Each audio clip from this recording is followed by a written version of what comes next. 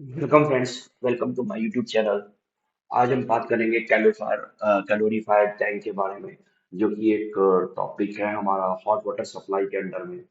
जब हम hot water supply को काफी बड़े स्केल पे बात करते हैं, तो उसमें एक कंपोनेंट यूज होता है जिसको हम लोग एक कैलोरीफायर टर्म जो है वो नाम देते हैं।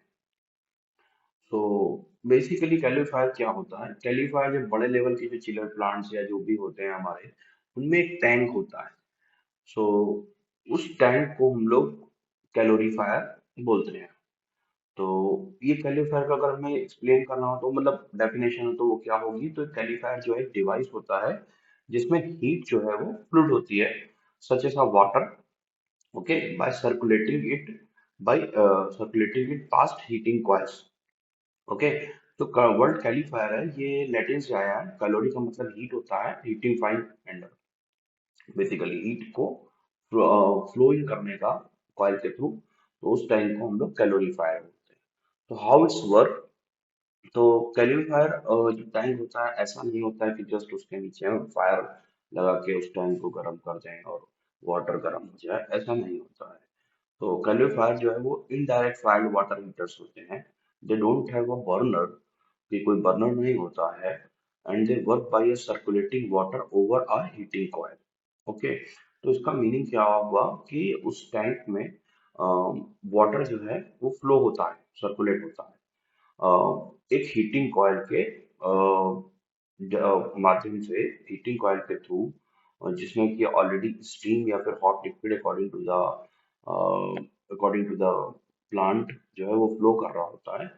ठीक है, तो उनके थ्रू गर्म होता है, जिसमें टू बॉडीज ऑफ वाटर होती हैं, बट उसकी स्टीम जो है एक दूसरे में मिक्स नहीं होती है।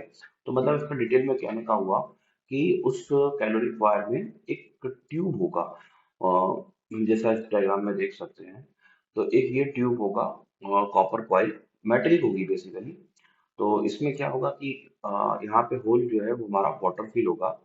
तो थर्मोस्टेट से हम टेम्परेचर को मेंटेन करेंगे। तो ऊपर से हमारा हॉट सप्लाई का वेंट पाइप होता है। ओके, तो अब होगा क्या? ये कोल्ड वाटर का पाइप है सप्लाई। अब इसमें क्या होता है कि एक तरफ सेंटर से कॉइल में जो है वो हमारा हीटिंग प्रोसेस आता है। हीटिंग प्रोसेस, हीटिंग प्रोसेस मतलब कि हमारे प्लांट के अकॉर्डिंग या तो हम उसको स्टीम के थ्रू, हम इस वाले जो यहाँ वाटर होगा कोल्ड वाटर, उसको हम या तो गर्म कर रहे होंगे, या तो फिर हम किसी लाइक जैसे रेफ्रिजरेंट में होते हैं, कोई वेरियस टाइप की गैसेस यूज करते हैं हम, तो उनके थ्रू हम इसको फ्लो करके यहाँ के वाटर को हीट अप कर रहे होंगे। तो उससे ये होता है कि दो अलग अलग जो लिक्विड्स हैं वो हमारे कभी भी मर्ज यहाँ नहीं होते हैं। तो ये मतलब हुआ, इस तरीके से हेल्थ कैलिफायर जो है हमारा यूज करता है। अब कैलिफायर का यूज कहाँ कहाँ होता है? ये variety of application like domestic dwelling, commercial building, hospital, factories, airport, malls और बहुत बड़े बड़े प्रोजेक्ट्स में यहाँ पे यूज होता है। साइजिंग की बात करें तो इसका जो स्मॉल डोमेस्टिक टू इंडस्ट्रियल और कमर्शियल प्रोजेक्ट में होता है, तो सबसे टैंक का वेरिएशन है। जो रेंज है वो लमसम 500 लीटर से लेकर के 10,000 लीटर तक के लिए मार्केट में अवेलेबल है। Okay, so next one is the कि जो हमारा क्वालिफायर उसको हम लोग स्टोरेज क्वालिफायर बोलते हैं। तो रीजन खाली इसका एक है कि इसमें एक्सटेंसिव रेंज होती है industrial and commercial hot water heater की। ओके, एंड बहुत ही हाई परफॉर्मेंस देने के लिए होता है ट्यूबलेस सिस्टम हीट एक्सचेंजर, जो कि फ्लेक्सिबल होता है और एक इकोनॉमिक सॉल्यूशन है प्रोवाइड करने का हॉट वाटर हीटिंग रिक्वायरमेंट्स में। ओके, हम इस डायग्राम के थ्रू समझ सकते हैं कि देयर इज द कैलोरीफायर टैंक, और अंदर जो है वो वाटर का सप्लाई और ये प्रोसेस होता है। ओके, एंड देन जो ये रेड प्रोसेस है, that is goes to like जो हमारा हीटिंग प्रोसेस हो रहा है, वो हीटिंग प्रोसेस यहाँ पे होकर के आ रहा है।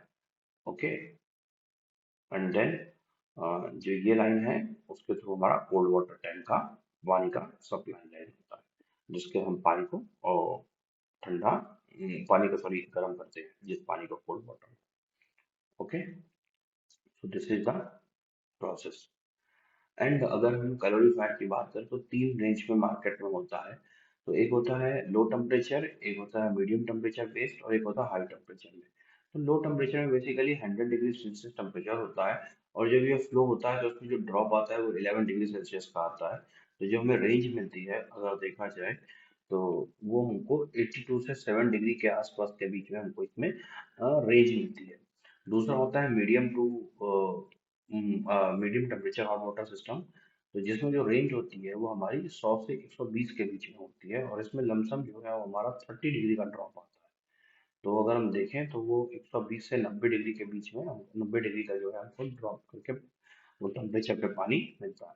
और तीसरा जो high temperature hot water system होता है उसमें जो है 40 डिग्री सेल्सियस का ड्रॉप आता है। तो अगर हमारी रिक्वायरमेंट बेसिकली क्या होता है, टेम्परेचर अबाउट 126 डिग्री सेल्सियस होता है, लेकिन हम लमसम 150 डिग्री उसका स्टोरेज टेम्परेचर होता है, और 110 डिग्री तक हमको ड्रॉप में मिलता है अप्रॉक्सीमेटली।